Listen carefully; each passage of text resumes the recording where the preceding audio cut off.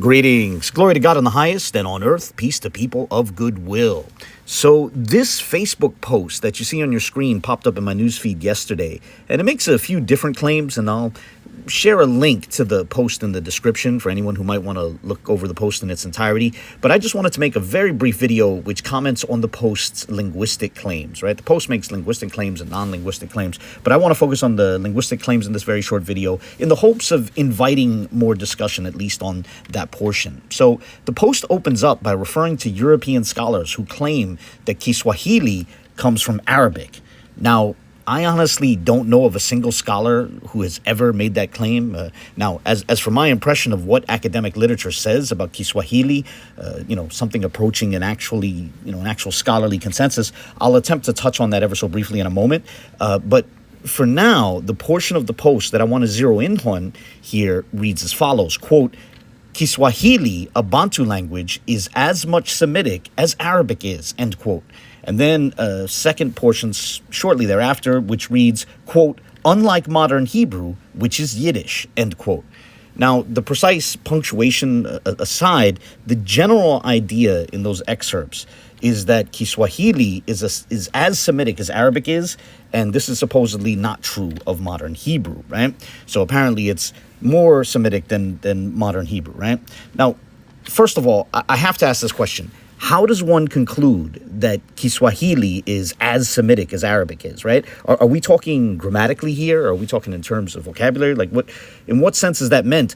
And what is our standard for determining how Semitic a language is, right? Like, what might we compare it to, if anything, right? Could the standard be Biblical Hebrew or perhaps Ugaritic or something else, right? What are we comparing these languages to, right? To determine how Semitic they are. Surely we should have a standard, something that can sort of be the rule of thumb, by which the other languages can be measured, right? But what I can tell you is that Arabic fits together grammatically with Hebrew, Aramaic, and Ge'ez. They fit together as a family of languages in a way that does not include KiSwahili, which is very different grammatically, and that's why linguists, put it in an entirely different language family. Now, as for what I've gleaned from the literature I've perused, KiSwahili seems to clearly be a non-Semitic language with a number of loanwords from Semitic languages, most notably Arabic. And in that regard, KiSwahili would be more akin to Urdu or Farsi than Arabic. Not in terms of it, I'm not saying that KiSwahili grammar or syntax is like Urdu grammar or syntax, but I'm saying what they have in common is that they're all non-Semitic languages with loanwords from Arabic rather than being Semitic languages. And in fact, KiSwahili would also have that in common with Yiddish, another non-Semitic language with lots of Semitic loanwords. As for bringing modern Israeli Hebrew into this, I honestly felt there was some irony here, especially the allusion to Yiddish for the reason that I just mentioned. But if we let Biblical Hebrew be our standard, I can promise you that not only is modern Israeli Hebrew far closer to Biblical Hebrew than is KiSwahili, but so too it's also far closer to Arabic, right? This is true both in terms of grammar and vocabulary, and I'm more than happy to correspond with anyone interested on that topic. I would love to invite a correspondence on that topic, on that sort of exploration. Or I would invite proponents of this, KiSwahili view to try to make their case in a video, and then perhaps I can review that video, right?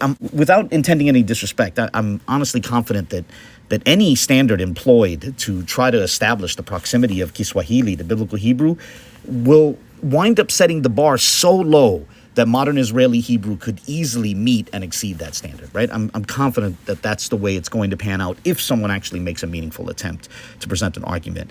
And I say this because I've seen this with other languages, right? There are folks who tried to claim that Eʋegbe is closer to Biblical Hebrew than modern Israeli Hebrew is. There was one guy trying to imply that Bambara is closer to Biblical Hebrew than modern Israeli Hebrew is. But the proponents of those views, they never really presented a meaningful argument in favor of those claims. There would be a few, hints and glimpses, right? But they really ultimately just came off as bluffs, and they put their preferred language at such a low standard. They held it to such a low standard that modern Israeli Hebrew was easily able to meet that standard and exceed it, right?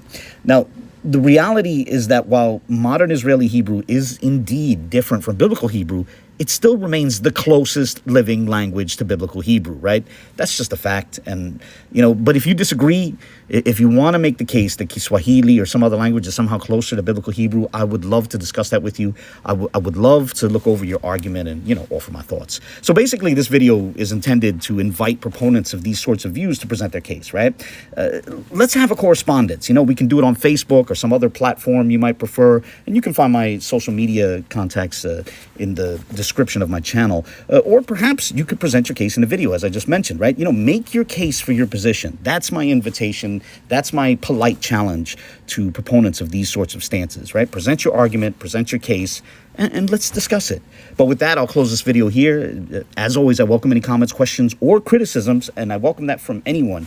I must say I'm not confident that anyone will present a meaningful case for KiSwahili being closer to biblical Hebrew, but still, I invite everyone to share their thoughts, whether positive or negative, and God bless.